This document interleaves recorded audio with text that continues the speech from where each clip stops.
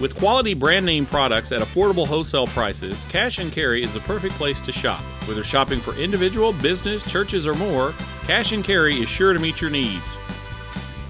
Cash and Carry of Cookeville, 931-528-8050.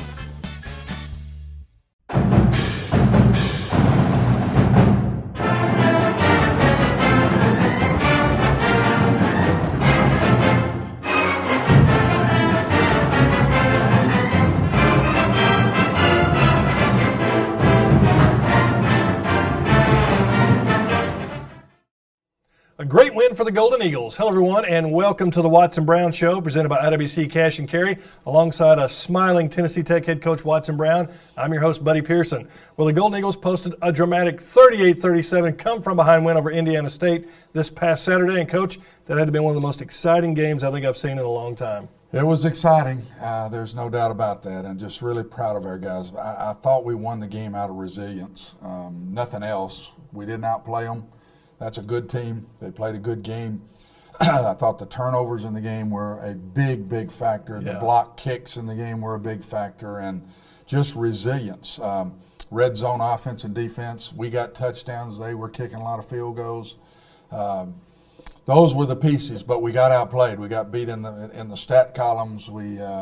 With the line of scrimmage, I thought they won in the game on both sides, but we found a way to win the game. And it was one of those roller coaster games where you're down, you go up, you go back down, you go back up. I mean, it just it certainly gave the big crowd at Tucker Stadium something to cheer about. Yeah, it did. It did give me a lot to cheer about. A few more gray hairs today. I'm 10 years older. I don't know if you get many more gray hairs. It's about what it is, but it really was an exciting game. And Buddy, I think you get a lot out of winning one of those. Yeah. I think you gain some confidence. We've been in 2 close games this year. We've won both the close ones. When we've done that before, we've been pretty good. Hopefully we can keep winning those close games. Yeah, well, the Golden Eagles fell behind early on as we check out the first half highlights brought to you by Wendy's Breakfast of Cookeville. It's a good crowd on hand at Tucker Stadium, third home game. Everything was looking good. The guys come running out ready to play, but Indiana State was pretty ready too, Coach. They're a good team. They had an open date before we played them, Buddy. That didn't help us any. I thought they were very well prepared. They got this guy back. He's been out 3 weeks. Shakir Bell. Shakir Bell is maybe as good a back as we've seen in Tucker Stadium since I've been at Tennessee Tech. He is really a good player. They're smart. They get him the ball in a lot of different ways. Yeah. He catches passes. He catches screens. He gets handoffs. First big block right there. We might have scored with that one if we know how to pick a ball up and run with it, and we tried to run before we got it. Jordan Johnson had blocked the extra point attempt. Zach Sharp hits a 47-yard field goal. Biggest play of the game, Coach. Jordan Johnson again blocks it, and look at James Hughley. No, you're not going to catch him. That's one of the faster kids I've ever coached, and that number 80 chasing him is their best wideout. Yeah. And he couldn't come close to catching him. Again, Jordan Johnson, look at that crowd. That's a nice crowd right there. But a nice block by Jordan and a nice pickup. This time we do pick it up and score.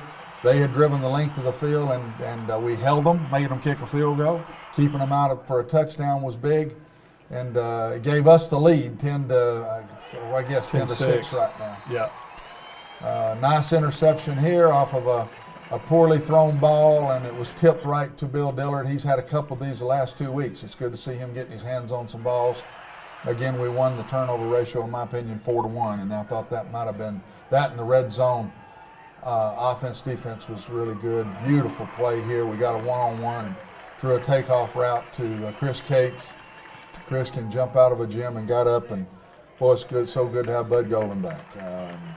It's too bad he won't be with us anymore, but we got him for one game, and Rob said that to me today, our SID, he was a major hidden factor in that football game with his power. He didn't have a lot of yards, but he had a lot of big plays. 2 short touchdowns by Bud Golden there, Coach. You go to the locker room up 24-12. You got to be feeling pretty good because, like you said, you've got Bud Golden back. He's running the ball hard. Your defense has made some big plays, created some turnovers, special teams with the blocks.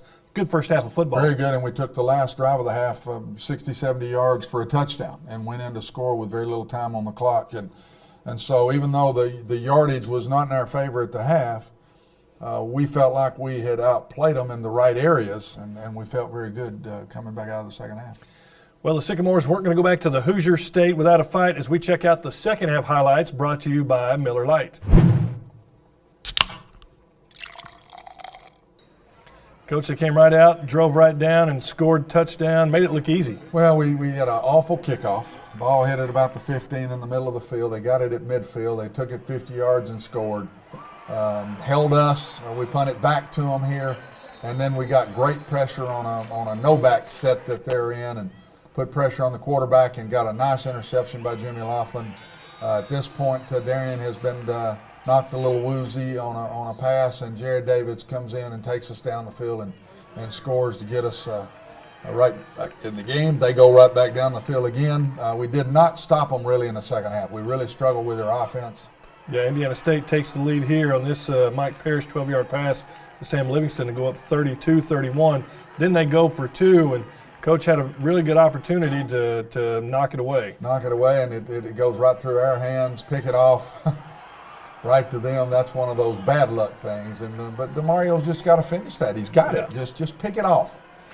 Tech trailing 34-31. Long field goal attempt, and Malcolm Mitchell gets his hand on it. Yes. Big play in the game to me. I think we're 37-31. 37-31, yeah. 37-31. They could have put the game away. There was one of the big plays. We ran a slant route down here on the goal line, got pass interference on the play. We got first and goal at the 3, and he could have handed that ball off and walked into the end zone. And it wasn't executed real well, but Zach Ziegler catches it, gets in the end zone, gives us a 1-point lead in the ball game. And the last time this happened, we did this was at Hampton. We drove the length of the field to take the lead. Our defense then did not do a good job. We had to get an onside kick. If you remember, this time our defense gets the stop as they're going in here, gets a fourth down play. This is it. And we got a free guy that could have sacked him right there, and we didn't rush at the proper place. Nice play by Tevin McDermott, and he hits the turf like he's supposed to. Gives us, you see right there, Jimmy Laughlin's got him. Yeah. Took a bad angle to stop him. He kind of throws across his body a little bit in a crowd, and Tevin makes a great play, who's in for James Hughley, who had cramps in his right leg. Right. And then we were able to hit a knee and run the clock out. Wow, I don't want to watch it anymore. It's done. It's over with. Let's get on to the next one. The Golden Eagles win at 38-37. Coach, you go to 3-2, and we were just talking about how tough this early part of the season has been schedule-wise for the Golden Eagles. Coach, we've played Wisconsin. We know what that is. Then we went to Hampton, hard road game, and won in a close game. Played TSU, who's very good, and played good. And then we've had an Indiana State team that, other than us knocking them off, could be very close to the top 25 right now. They're good. They are a very good team. Football team. And we're 3-2 through it, and yet I still don't think we've played a great football game yet. Yeah.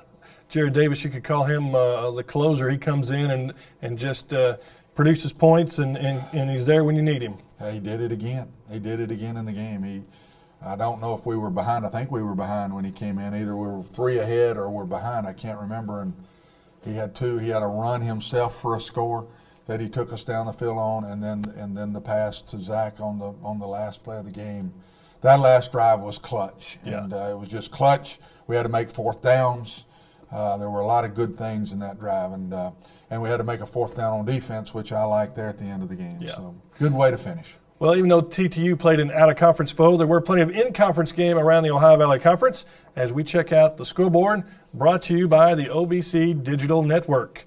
Coach, Eastern Illinois against Eastern Kentucky. It was the Panthers rolling over the Colonels 42-7. Jimmy Garoppolo, 26-39, 322 yards, 3 touchdowns. He now becomes the EIU and an OVC career leader in touchdown passes, moving past a pretty good quarterback. Tony Romo is now with the Cowboys, and he now has 88 for his career.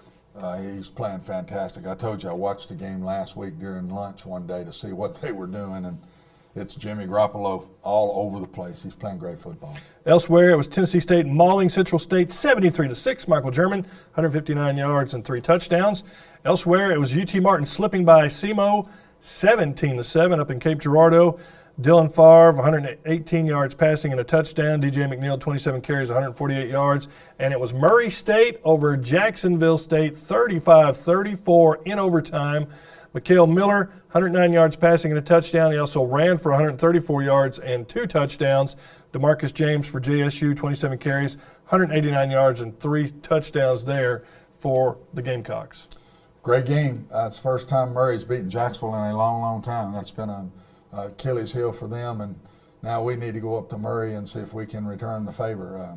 But they're playing good football. It's a typical Murray team from what I've seen so far. Taking a look at the OVC standings now, EIU, TSU, UT Martin, and Murray all at 1-0. Austin Peay still hasn't played an OVC game yet, and the rest of the folks there have lost their first matchup. Jacksonville State at 4-1 overall. You also got TSU and Eastern Illinois at 4-1. Coach, any surprise there? Well, no surprises, but I look at the rankings there, yeah. And we're playing 3 of the first 4 early in the year. Yeah. We've got 2 more back-to-back. We've already played Tennessee State. We've got Murray this week and Martin next week. So we're playing right now. It looks like the better teams in the conference, all of them early in the year. Got to keep you cool. Just find a way to win as many games as you can and let this thing work itself out as it goes. Well, that's why you get paid the big bucks. Small bucks, but I'll take it. Stick around. We got more Watson Brown Show coming up. You won't want to miss it. Stay with us. Tennessee Tech tickets available at 931-372-3940 or ttusports.com.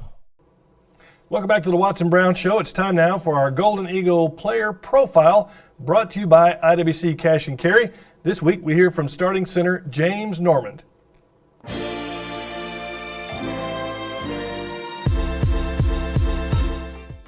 I'm James Normand. I play center for Tennessee Tech. I'm from Oak Ridge, Tennessee, and I'm number 60.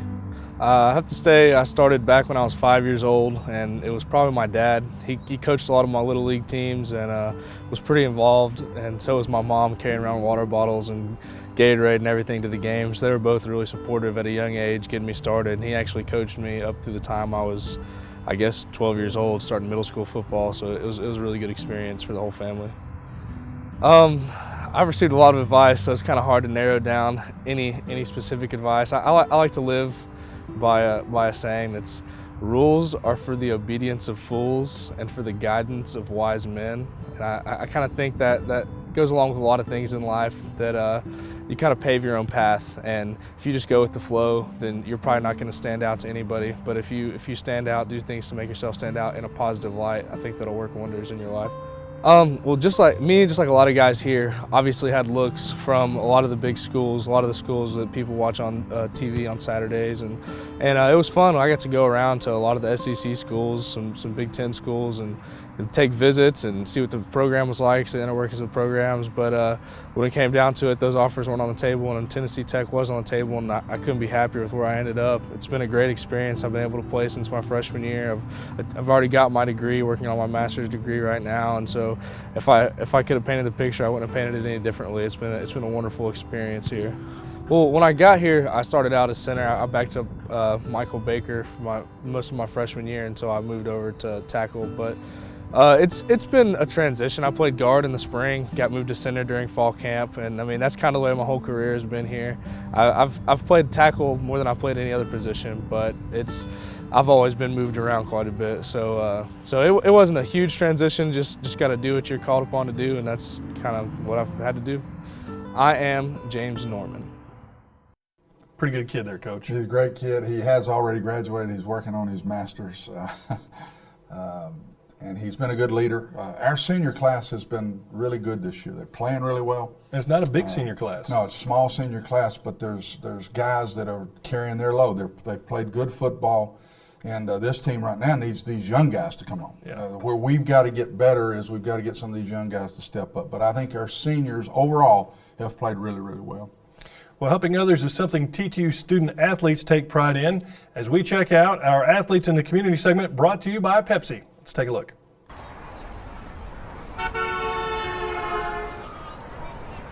Well, we've been doing community service here at Northeast for a while now, and just today, just for some team building exercises and just working on helping out our community, we're painting all of the playground equipment with yellow and blue paint. So just working on, getting the higher parts with, when we can't reach them, just helping each other out in certain ways, and just working on practicing patience as well, because there's only so many paintbrushes, but just helping the kids out as well. So that's been exciting. Just like, hopefully taking, from what I've learned from the past and being able to help the girls, the younger ones especially, understand, be like, maybe let's not do this, let's do this here more so. But just taking that and just like helping them learn how to like interact with the community as well, and just maybe leading more by example, I guess, rather than telling them to do something and then not doing it myself in a way, I guess.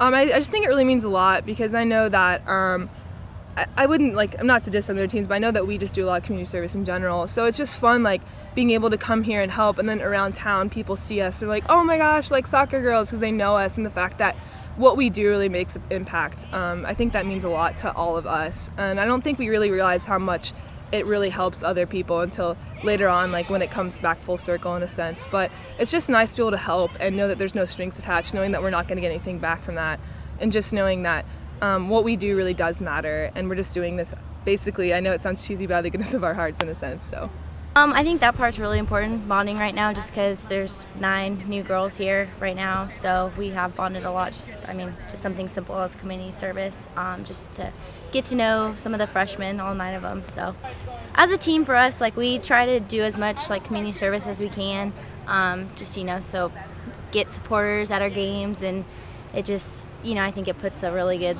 look on Tech, and I know everybody really appreciates it, especially at this school, because the school is where we change volunteering and stuff.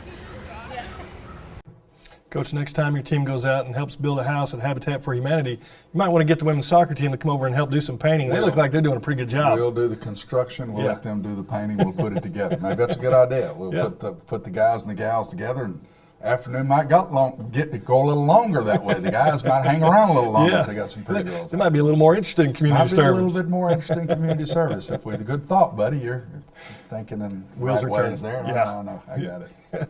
Well, it's always good to check in with our alumni every now and then. And this week we catch up with John Fitzpatrick in our Where Have They Landed segment, brought to you by FCS Football.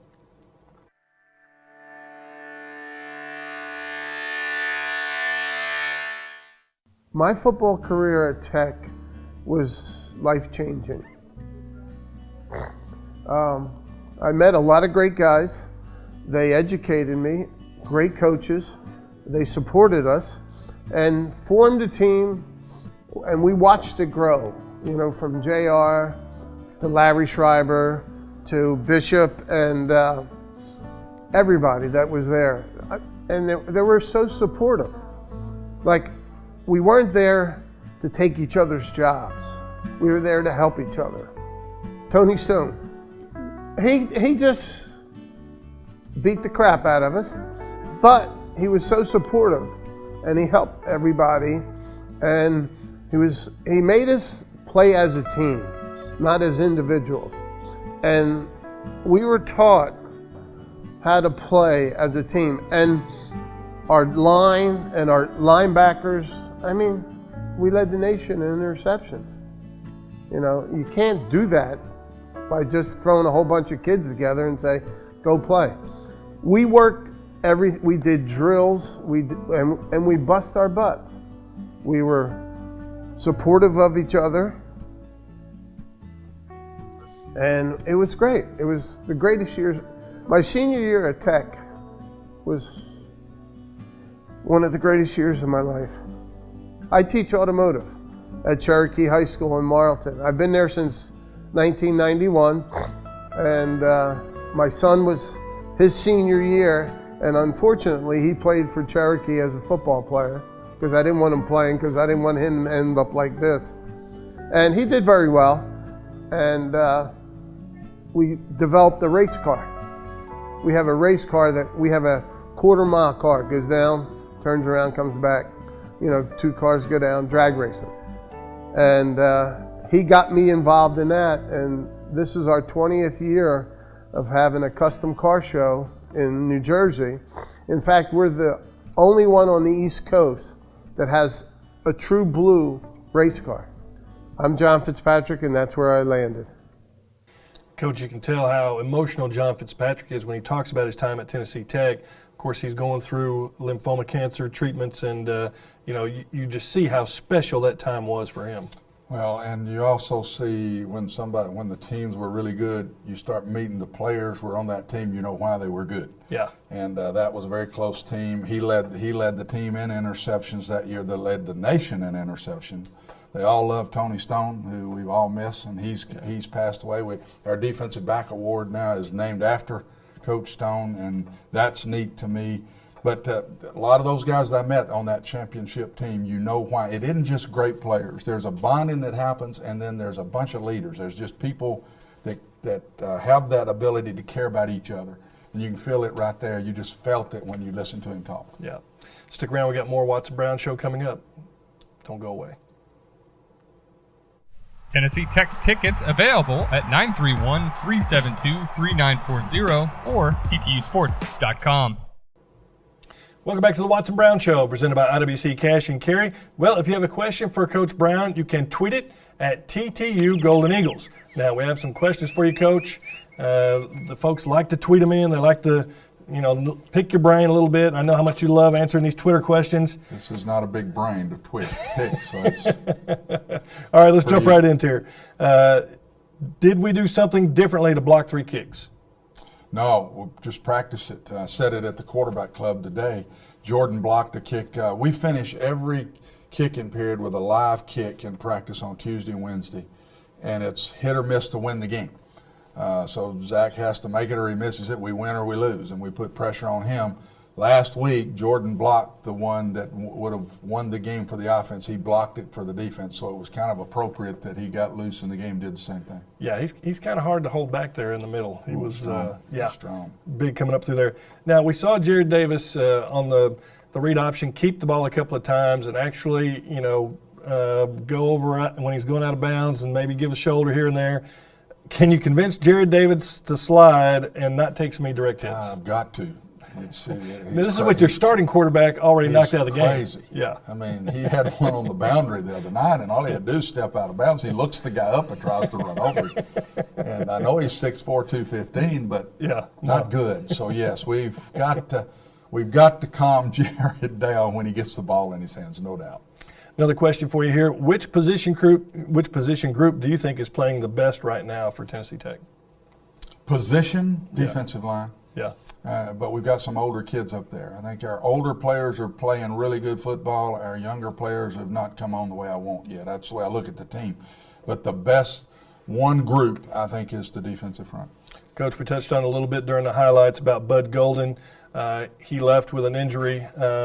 What did he give the team in 3 quarters that you haven't had all season? Experience and maturity on offense. We're just so young over there. We're down to 3 seniors now. Zach Ziegler hadn't played a lot, so really 2 offensive linemen, and that's it. Everybody else is freshmen and sophomores on that side of the ball. And then he gave us some power. He gave me a big back to block and run the ball. I thought he was close to the MVP of the game because, and he didn't have a ton of yards, but he just made a lot of plays in critical times in the game. And for him to break his leg like that, very, very sad. He'd had to sit out the first 4 games waiting on eligibility stuff. Finally get him eligible, breaks his leg in the 3rd quarter of the first game he's back. It's just so unfair for Bud, and we just really feel for him. People saw him carted off. How is he doing today? He's doing fine. They're still deciding if he needs surgery or not. His bone was turned, his ankle was turned sideways. It was a very ugly injury. I saw it from the hash. I started to walk out to him. I let him go fix it first, and then I met him when they put him on the cart to make sure he was okay. Went to see him at the hospital after it was over. Honestly, this sounds gross, but they snapped it back into place. Yeah. And it may be lined up perfectly to where he doesn't need surgery. Wow. So we hope and pray he doesn't have to have surgery. After a couple of tough home games, the Golden Eagles take to the road and travel to Murray, Kentucky this week to take on the Racers of Murray State. Coach, we saw they had a big overtime win at Jacksonville State. They're going to be pretty tough. No, they are, and they're very good up there. Traditionally, Tech has not played well up there either. As I've said since I've been here, I've kind of kept the tradition going because we haven't played well since I've taken the team up there. We're ready to do that. And here's the opening kickoff of the game last year. We fumble it in the end zone, decide we're going to bring it out, and we get it at the 2. Shank a punt. They get the ball at the 18 to start the game. Yeah. Put it right in the end zone and score, and it just got worse from there. Last year we went to Murray with all 5 defensive backs out. You don't play this offense with all 5 defensive backs out. No. And here we take the ball down and tie it back up 7-7, but I think it's 35-7 at the half. We were put away quickly. That was Cody Matthews, who has, again, has been hurt for us and not playing again now. He's wearing a different number this year. I think he's wearing, what is he wearing now? 9. I think he wears number 9. He was wearing 25 last year. But this is a good Murray team again. There's no doubt about it, and we got our hands full. But we can win. There's no doubt about it. We just got to play well. Yeah, I was going to say the game against Indiana State has to give you some confidence and it has to get the team believing in themselves a little bit. I think winning close games helps. I think both of the wins we've had, buddy, come from behind wins. Yeah. We were behind in both of those games in the fourth quarter, came back to win the games. One of them on the road to boot. So we're battle tested now. We're not going to play any better than what we've been playing. I mean, Murray's very good, but so is Wisconsin and TSU. Right. And Indiana State. We play some really good football teams, so we're not going to be surprised when we get there. Real quick, what do you think is their strength, their offense or their defense? Probably still offensively to me a little bit. They're better on defense than they've been the last couple of years, and I think that's why they're more competitive as a team. So the most improved part of their team is their defense. I don't think there's any doubt about that. But I'd still say their strength is their offense. All right, Coach, good luck this week. That's going to do it for the Watson Brown Show. We will be back next week to recap the OVC showdown against Murray State. You can listen to the game on KISS 98 FM and read all about it in the Herald Citizen. For Tennessee Tech head coach Watson Brown, I'm Buddy Pearson. So long, till next week. The Watson Brown Show has been brought to you by IWC Cash and Carry, Wendy's Breakfast in Cookeville, Miller Lite, and Pepsi.